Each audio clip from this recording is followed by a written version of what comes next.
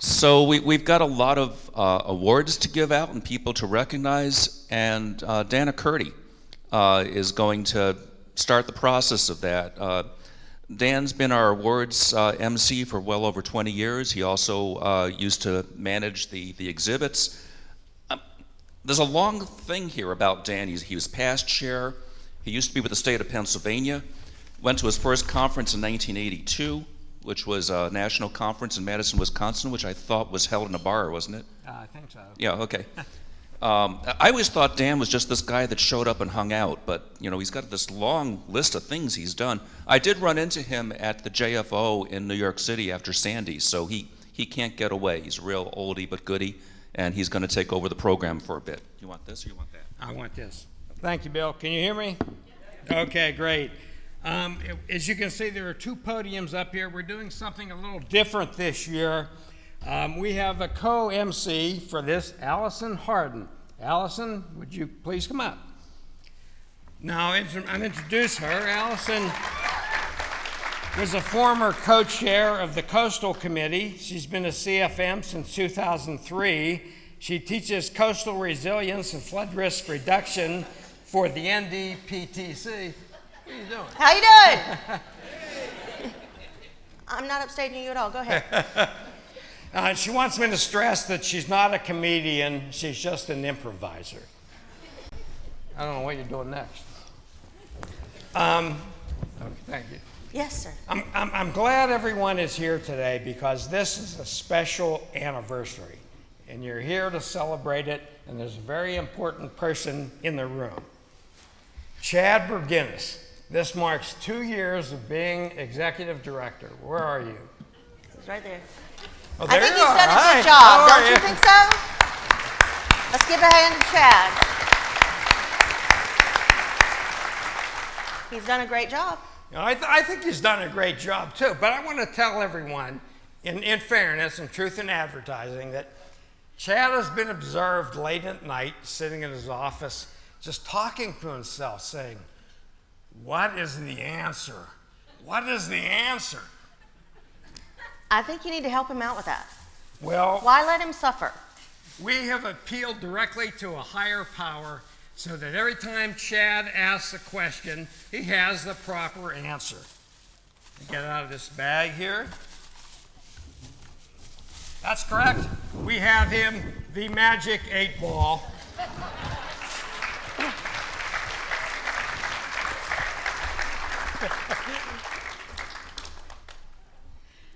Yes, you can do it next year. Okay. Getting on to the awards part of what we're doing today, pay attention to the screen. There's going to be a lot of new graphics up here, courtesy of Allison. You'll see floodplain times, and we'll be zooming in and out of that periodically as we go through the various categories of awards. There is a photo op for any recipient of the awards at the conclusion of the ceremony. We're not going to hold it up to take them one by one. And also, if you're receiving an award, please proceed to the riser on the side where Chad is standing, and that's where you'll receive it. Now, before we start this, I want to say there are 15,000 members in ASFPM, and not every one of those 15,000 is eventually going to make their way up to the stage to receive an award. And that's not to say that every one of you doesn't work hard every day to do floodplain management in the proper way. So what I want to do, I want all of you to applaud for yourselves.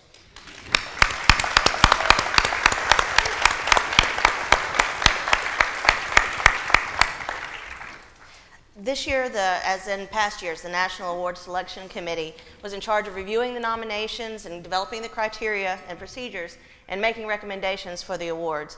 I want to say thank you to all that have served on this year's committee, Diane Brown, Chad Berginnis, Larry Larson, Ingrid Dandler, and Mike Klitze. So let's give them a whole hand.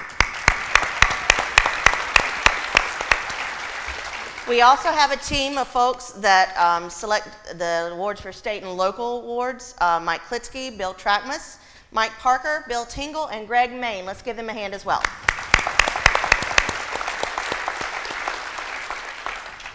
All right, right, it's been quite a year in the flood-related activity department. Climate change has been ever present. We passed the 100th anniversary of the great 1913 flood in Indiana. It's the 50th anniversary of Florida's Hurricane Dora. It's the first anniversary of New England's Superstorm Sandy. There was flooding in Colorado. There was ice and snowstorms jamming up rivers in the east. The Gilbert White Memorial even got airtime on CNN as a result of flooding. And just when we were getting used to starting to implement bigger waters, hopefully, the Homeowner Flood Insurance Affordability Act came along and reinvented everything again. There have been challenges, more to face, doing more with less, and attacks to funding programs like the pre-disaster mitigation grants. But there's also been good news too. We're having serious discussions about risk and who pays for it, but this time it's not just us doing the talking. The administration in Washington is pushing for federal agencies to work together toward a solution to national problems. There are more social media users than ever, and all of this has really been noteworthy and leads us really into our first award here this afternoon. The award we have now is the Media Outreach Award. This goes to a city that's protected by 52 miles of levees. They went outside the box for media attention, tweeting and Facebooking messages to the general public. They worked with teachers to conduct art contests with their students. They produced a 2-minute video featuring the mayor. They hosted a contest for families to create an evacuation kit and a family evacuation plan. This is interesting. They held a supermarket sweepstakes at a local Walmart. Contestants had 5 minutes to go through the store, 5 minutes, and gather everything they thought they would need in case of a flood. A preparedness contest, if you will. So to speak, guess who won? A Boy Scout. A Boy Scout won a preparedness contest. Kind of like having a dictionary editor enter a spelling bee, huh? The 2014 Media Outreach Award recipient is the city of West Sacramento, California. Accepting is Greg Fabian, floodplain manager for the city, and Christine Brazil, project manager.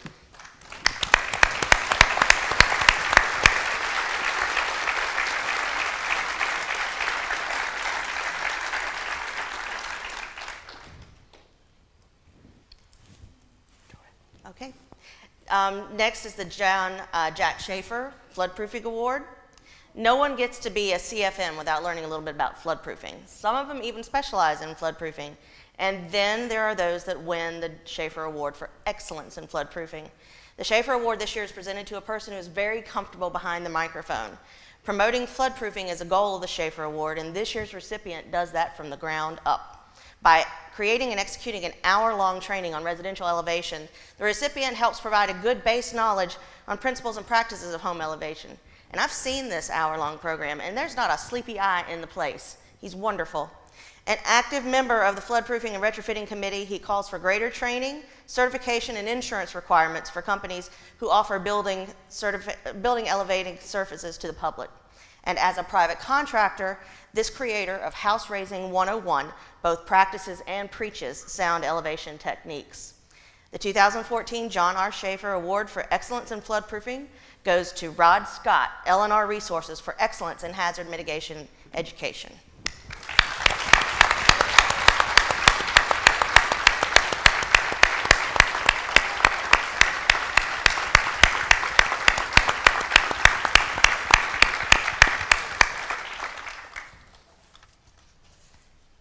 Okay, moving along. Our next category of award is the Larry R. Johnson Local Floodplain Manager of the Year. That's quite a title, almost longer than your Twitter limit, but really it doesn't diminish the importance of the award because it's our local floodplain manager rockstar award.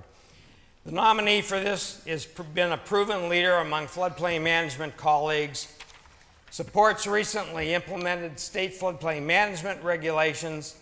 In a few days following a major flood, the recipient surveyed thousands of properties to assess flood damage. obtained high water marks in flood zones and used them to create advisory base flood elevations and setbacks, drew on colleagues from the state chapter for assistance,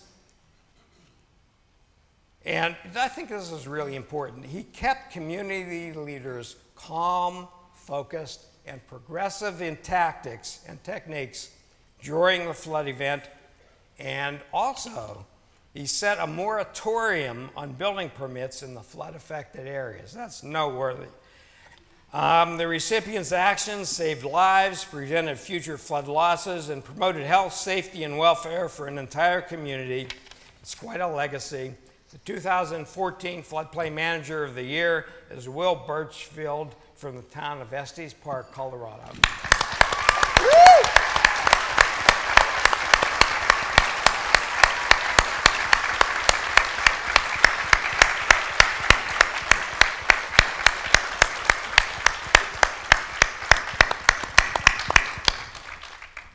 There are over 8,500 CFMs in the ASFPM, and in part of it, it's due to folks who have won the next award, the John Ivey Certification Excellence Award.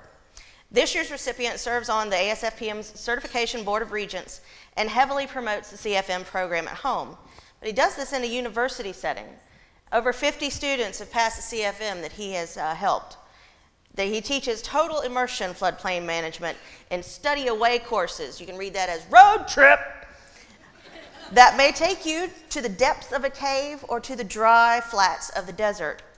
He coordinates the only floodplain management minor in the United States and is developing a bachelor's degree with a concentration in floodplain management while serving as co-chair of the Higher Education Committee.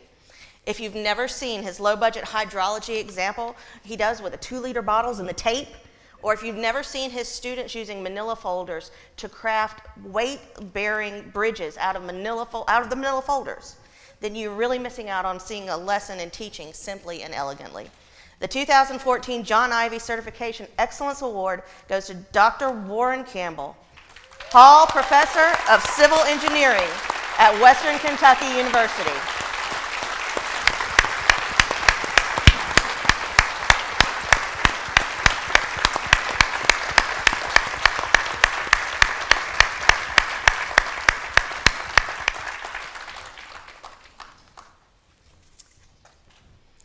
Our next award is the James Lee Witt Local Award. This year it is presented to someone that is not a land use agency, not even an NFIP community. They cannot accrue CRS points to qualify for NFIP premium reductions. Their programs, however, qualify member communities for Class 8 status and a 10% discount on flood insurance premiums.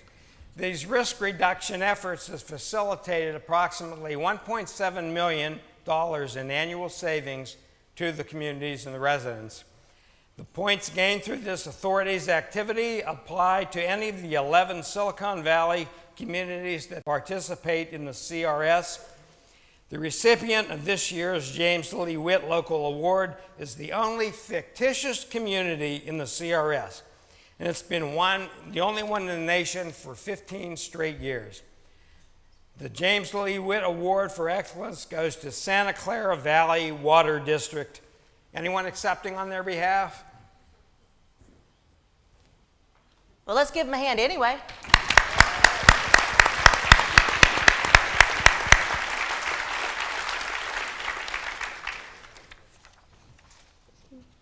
The Tom Lee State Award is our next award. Tom Lee was a pioneer in state floodplain management programming who passed away too early at age 41.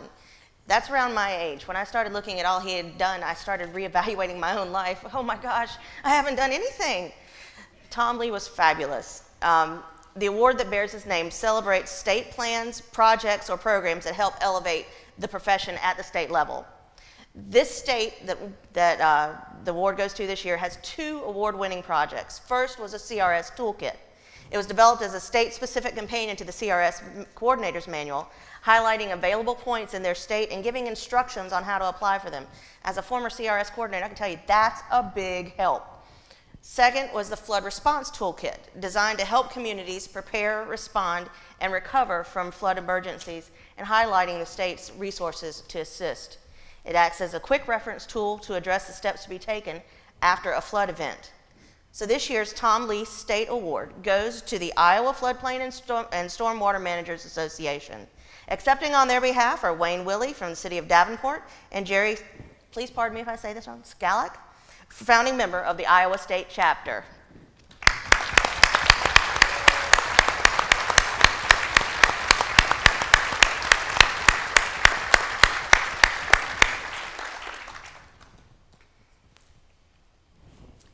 Our next award is the Chapter Award for Excellence. This award is presented for an outstanding activity that is replicable by other chapters and other associations. This particular chapter, state suffered major flooding in 2013, and the association responded with a package of services and information, including establishing and deploying a disaster response team, drafting and releasing a policy paper outlining key floodplain management principles to build back safer and stronger, and hosting 2 separate 273 courses, partnering with ASFPM and their state office to provide training in areas that needed it. After the event, they organized a flood forum to capture the lessons learned and share the best practices with their communities. The Colorado Association of Stormwater and Floodplain Managers was selected as the 2014 Chapter Award recipient. Accepting on their behalf is Brian Varela, CASFM Chair.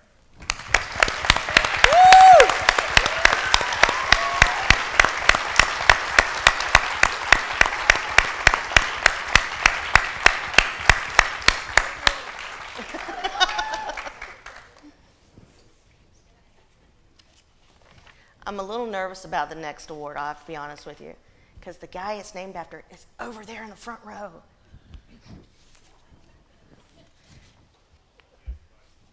Mr. Luthane doesn't bite? This is great news for me.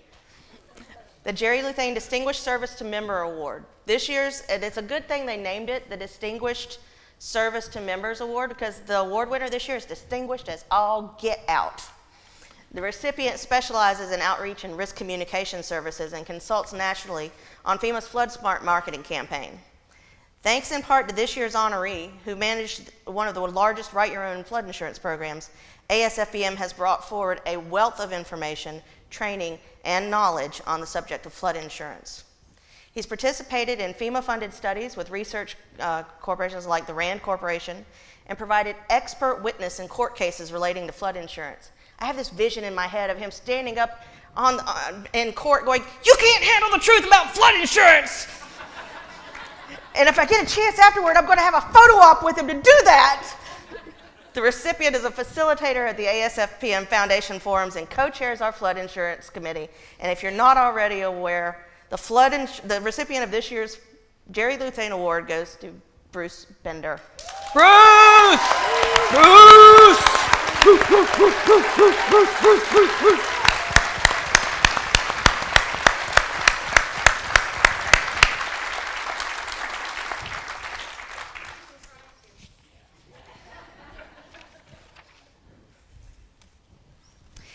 The Meritorious Achievement Award this year is being given to someone who could not be with us today. So we'll go forward and tell you that Lois Forster has worked with FEMA from the NFIP for nearly 3 decades as a senior program specialist on national policy matters and is the go-to source on the history of the NFIP and FEMA. This year, we're proud to present the Meritorious Achievement Award to Lois Forster, Senior Program Specialist with FEMA in Washington, D.C. She could not be here today, so we will accept this award in her honor.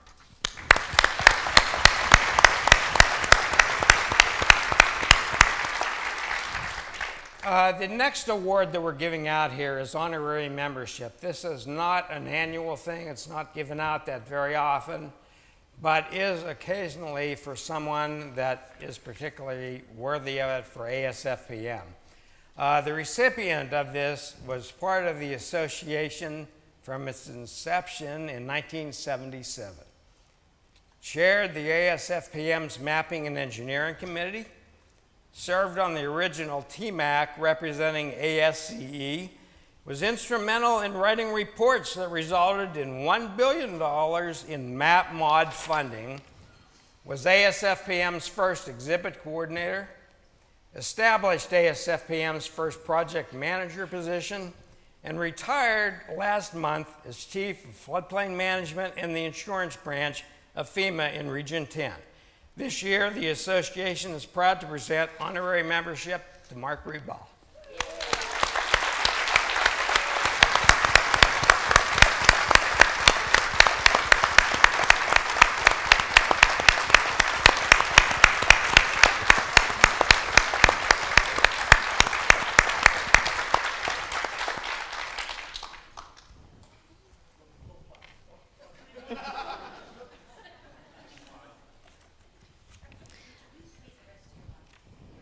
And finally, another award that we don't get out often.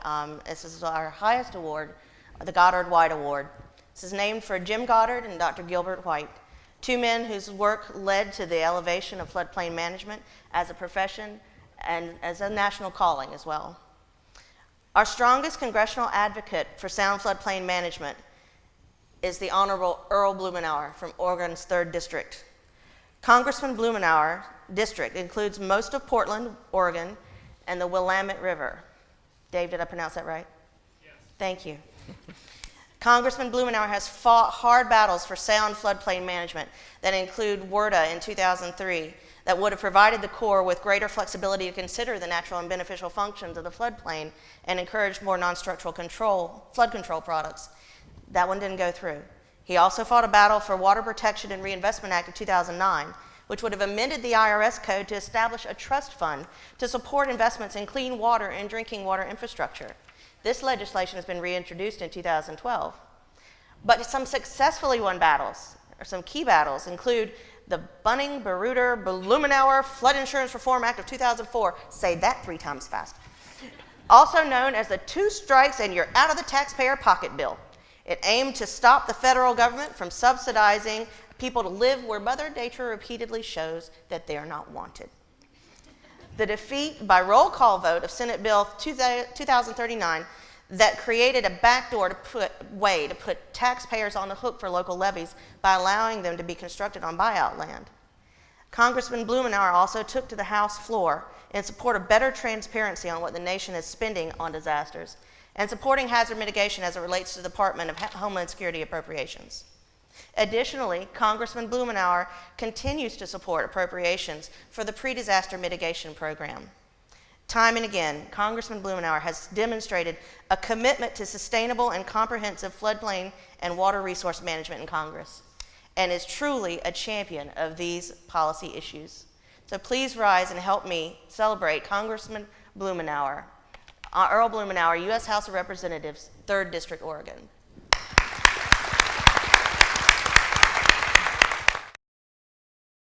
I deeply appreciate the Association of Floodplain Managers for giving me the honor of the Goddard White Award. I didn't know Jim Goddard, but I had some association with Gilbert White, an outstanding human being, not just in the area of floodplain management, to be sure, but a gentleman of great accomplishment and great world vision. You do yourself an honor with an award in his name.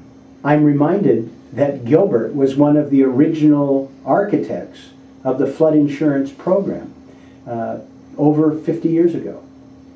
And he had his own reservations that this was being rushed, that we could have spent a little more time, done it a little better. Does any of that sound familiar as we look at the aftermath of the most recent attempt at flood insurance reform? I apologize that my schedule does not allow me to join you in person today. When I came to Congress in 1996, one of the first issues I tackled was the opportunity to reform the National Flood Insurance Program. I was astounded that our policy was to pay citizens whose homes were damaged or destroyed repeatedly in flood events to rebuild in the same areas and in the same way. Our policies were encouraging citizens to remain anchored in dangerous places.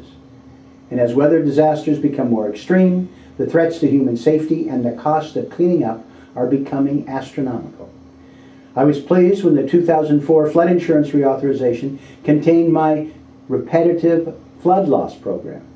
This program required that homeowners elevate floodproof or move away from floodwaters to receive assistance for a repeatedly damaged property. If they did not, they would start to pay the higher premiums that they should to stay in a risky area. This was a start. Then came Hurricane Katrina, and after that, Superstorm Sandy. Both illustrated our increasing vulnerability, the escalating costs, and the deepening consequences. With the flood insurance program now over $25 billion in debt, there's still much to be done. While relocating or raising homes is expensive, it remains just a fraction of what we're spending now to help people rebuild in place when it's only a matter of time before the next storm blows through. We should take the lessons from the previous disasters and invest in mitigation not after these extreme events occur, but right now. The Association of Floodplain Managers has been an outstanding partner to Congress and our communities in helping me. Your wealth of experience and technical knowledge make you essential as we chart the course in the months and years ahead. I welcome your ideas on the next steps and look forward to working with you and to making progress. You will have my commitment that I will be a strong voice encouraged by Congress to lead by example in the areas of floodplain restoration, mitigation, and flood insurance reform. And thank you again for this honor and for the leadership and commitment for a safe and sustainable future. There's one more honor that was bestowed with today. There's a new award form that the Goddard White is taking, and it was handcrafted by one of Gilbert White's daughters, and she's here today. And her sister is here today too, so it's Mary White and Frances White. Would you please stand and be honored as the daughters of Gilbert White?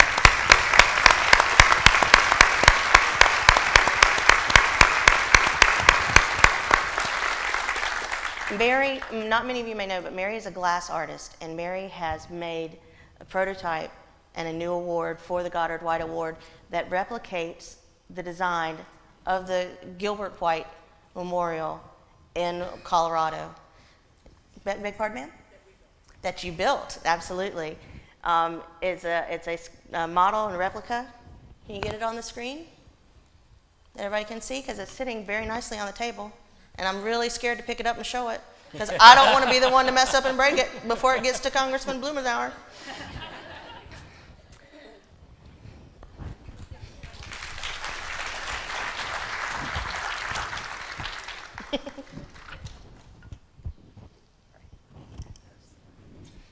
I'll let the artist handle it.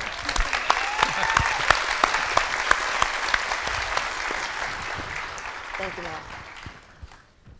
We are so honored and so privileged to have Ms. White and her art involved in the award. So thank you so much.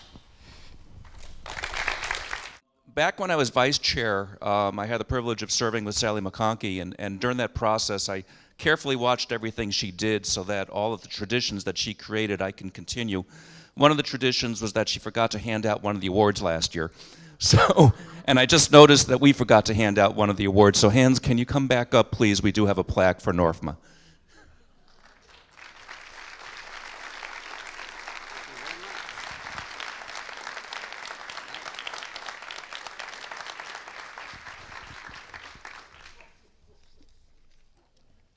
Thank you, Sally, for starting this important tradition. I just have a few comments from the chair, nothing much. We're nearing the end of a marathon, and I hope there's still enough coffee out there to keep you going for the rest of the day. The ASFPM board, and I've really been privileged to serve with this group of people. There's been a rapid changeover in board members. I don't have my notes with me, but I think it's 12 or 13 of the 19 board members have been on the board for a year or less at this point. One of the most important things that the board does is crafts a goals and objectives, which is the roadmap for the association and the executive office for the next year. Actually, I want to thank Terry Turner for really marshaling that process, and a number of other people that worked very hard on it. So we just passed that last Sunday at the annual board meeting. If you want to take a look at what it is, once we get the wordsmithing done, it'll be on the website at floods.org. We get involved in a lot of national issues, and there used to be a time when ASFPM would ask to be included in national discussions. Now ASFPM is asked to be included in national discussions because we're seen as an unbiased holder of important and essential information about flood risk reduction. So as part of that, we become large, but even though we're large, we're very nimble. So Chad Berginis, really when he took over as executive director 2 years ago, he really hit the ground running. Larry is still out helping. Mary Inderfirth is our Washington liaison. And Sam Medlock, who's on assignment to the Council on Environmental Quality in the White House right now, but she also helps out quite a bit in Washington. Even though we didn't get everything we wanted in the flood insurance bills, there are certainly things in there that are good that wouldn't be there if it wasn't for ASFPM. Chad testified before Congress twice in the past year. Once was, well, I came and met Chad in Washington to meet with FEMA officials about a month ago on a Friday. And when I got there, he had just been asked to testify the next Tuesday. So did you go home in between, or do you just stay there? You just stayed there and worked on it. And we're able to do that sort of thing and get your voices heard. So we're an incredible influence, and we're pushing hard on mapping issues. We're pushing hard on mitigation issues. We're working with EPA on the waters of the U.S. definitions and a lot of other things going on. One of the things that got done a year ago was the publication of the Flood Mapping for the Nation report. And that got done with a lot of your help, a lot of information and data that came from the states and the localities, and the ASFPM headquarters put it together, and concluded that we have a national unmet need for flood mapping of somewhere between $4.5 and $7.5 billion. That's just to catch up. We have an annual maintenance need once we've done that of somewhere between 116 and $275 million. So where FEMA is right now with allocations for mapping, we're not even keeping pace. We're falling behind. And that's something that will continue to be promoted through the board and through your executive office leadership. I want to talk about chapters. We've got, 35 now? 35 chapters. We don't have any new ones this year, but if you look at a map of the U.S. on the website, I didn't queue them, so they don't have that map to put up. Almost every state in the nation has a chapter representing them. And I've had the privilege to go out and meet with a few chapters. And one thing that really strikes me, and I'm still very active with my own chapter in New York, is that there's a symbiotic relationship between ASFPM and the state chapters, which is that ASFPM can serve as the support for the state chapters of helping you with issues that are upcoming or ongoing.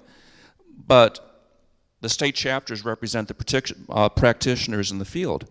So while we're your support, if you're active with your state chapter, you're our practitioners, and you're the folks that need to bring to the ASFPM the issues that concern you on the local level, and also the feedback on how national policy affects you on the local level. One of the big things that will be going on in the next year is the rewriting of the National Flood Policies and Programs and Review.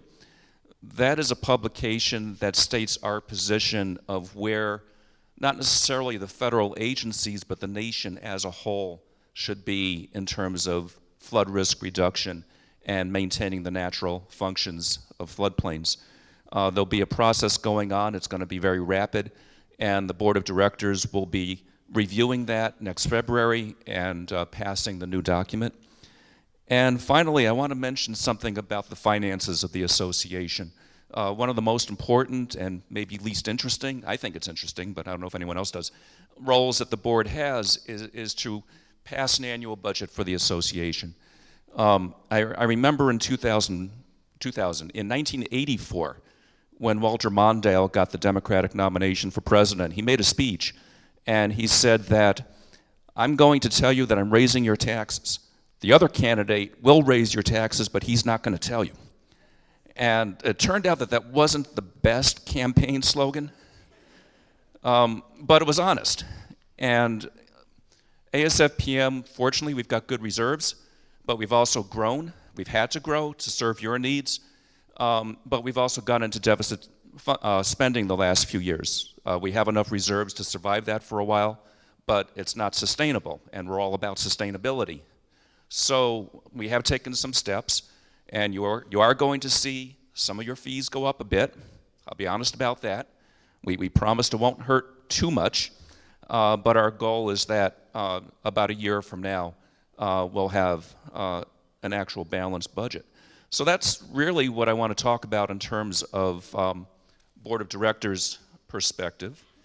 And let's see, I already mentioned the board members to gather over there, and I want to bring up Chad Ross.